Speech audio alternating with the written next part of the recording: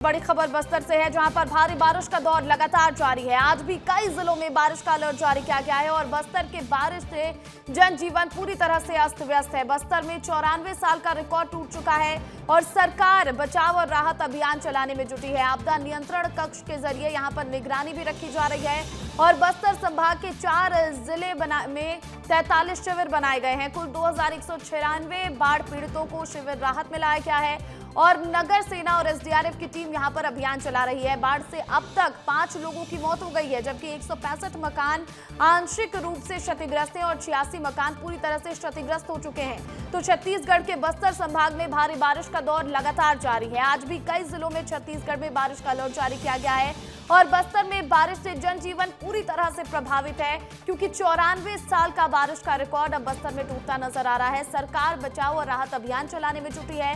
आपदा नियंत्रण कक्ष के जरिए यहां पर निगरानी भी रखी जा रही है। तो वहीं बस्तर संभाग के 4 जिले ऐसे हैं जहां पर 43 राहत शिविर बनाए गए हैं और 2000 से ज्यादा बाढ़ पीड़ितों को इस शिविर में लाया गया है और उन्हें सुरक्षित शिविर में रखा गया है। नगर सेना और एसडीआरएफ की टीम मौके पर तैनात है। अभियान लगातार चलाए जा रहे हैं। जो भी लोग बाढ़ में फंसे हुए हैं उनका रेस्क्यू किया जा रहा है और उन्हें राहत और बचाव शिविर में लाया जा रहा है। बाढ़ से अब तक 5 लोगों की जान भी यहां पर चली गई है और 165 मकानें आंशिक रूप से क्षतिग्रस्त हैं, जबकि 86 मकानें पूरी तरह से ध्वस्त हो गई हैं।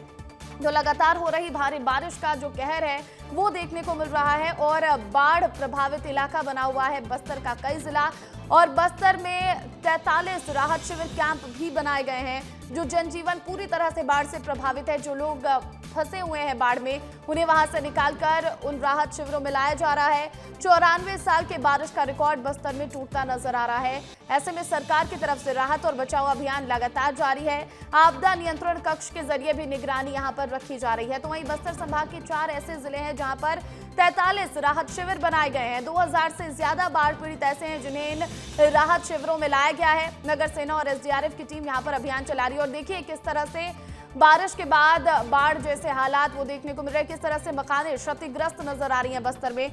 हमारे सहयोगी संजय ठाकुर अधिक अपडेट के साथ जुड़ गए हैं। संजय, 94 सालों का रिकॉर्ड टूटा है बस्तर में और बाढ़ से बहुत सारे लोग प्रभावित हैं, किस तरह से वहां पर राहत और बचाव कार्य जारी?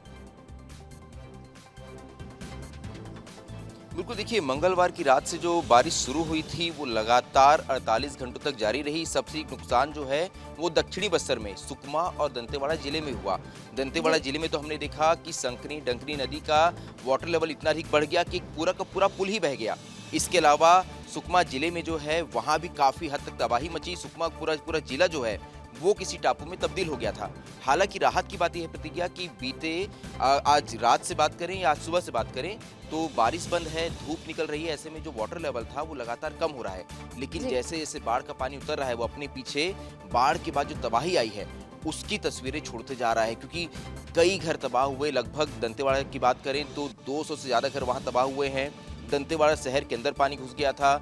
ऐसे में अब प्रशासन जो है वो लगातार ये आकलन कर रहा है कि कितना नुकसान हुआ है, राहत बचाव का काम कर रहा है। जिन लोगों के घर तबाह हो गए उन्हें राहत शिविर भेजा गया है। तो प्रशासन की चुनौतियां अब काफ़ी बढ़ गई है, क्योंकि लोग परेशान हैं, लोगों के घर तबाह हो गए हैं, लोगों के सामान खराब हो गए हैं। ऐसे में प्रशासन जो है उन्हें राहत पहुंचाने की कोशिश कर रहा है। देखिए हालात इतने खराब हो गए थे प्रतिज्ञा की चॉपर तक से रेस्क्यू ऑपरेशन चलाना पड़ा था। तो समझिए आप कि बस्तर में बीते 94 सालों में सबसे अधिक बारिश हुई थी। ऐसा नहीं कि कहीं बादल फट गया था, लगातार ये बारिश हो रही थी, लेकिन ये बारिश इतनी तेज और लगातार होती रही कि जो जलभराव था वो क्षेत्रों में होता गया। नदी नाले उफान पर आ गए। हमने कोलिंग इलाके में देखा कि वहाँ एक पुल का बड़ा हिस्सा बह गया। जो सड़क नदी नाले जो थे वो इतने उफान पे थे कि सड़कें टूट गई, पुल तबाह हो गए। और यही वजह है कि प्रशासन को भी राहत बचाव कार्य करने में खासी चुनौतियों का सामना करना पड़ा। प्रतिज्ञा, संजय ये भी बताइएगा कि जिस तरह के हालात वहां पर देखने को मिल रहे हैं, कितना समय और लगेगा, क्योंकि आप बता रहे हैं कि बारिश रुक गई है, लेकिन फिर भी कितना समय लग सकता है जनजीवन सामान्य होने में? देखिए अभी भी अगर सुकमा जिले की बात करें तो सबरी नदी का पानी जो है वो अभी भी सड़क के ऊपर है। धीरे धीरे वाटर लेवल कम हो रहा है। ऐसे में कुछ रास्ते भी खुले हैं, कुछ रास्ते अभी भी जाम हैं। इसी तरह दंतेवाड़ा की अगर बात करें तो दंतेवाड़ा के मुख्य मार्ग तो खुल गए हैं, लेकिन अभी भी कई अंदरूनी बस्तियों में जो है पानी भरा हुआ है। क्योंकि जी। बारिश बंद हो गई, ऐसे में वाटर लेवल धीरे धीरे कम हो रहा है। बिल्कुल बिल्कुल, तो बारिश यही कम वजह हुई है इसीलिए वाटर लेवल कम होता जा रहा है, लेकिन अभी भी बहुत समय लगेगा यहाँ पर जितने भी लोग प्रभावित हैं उन्हें अपने घरों तक पहुंचने में। बहुत शुक्रिया संजय तमाम अपडेट के लिए।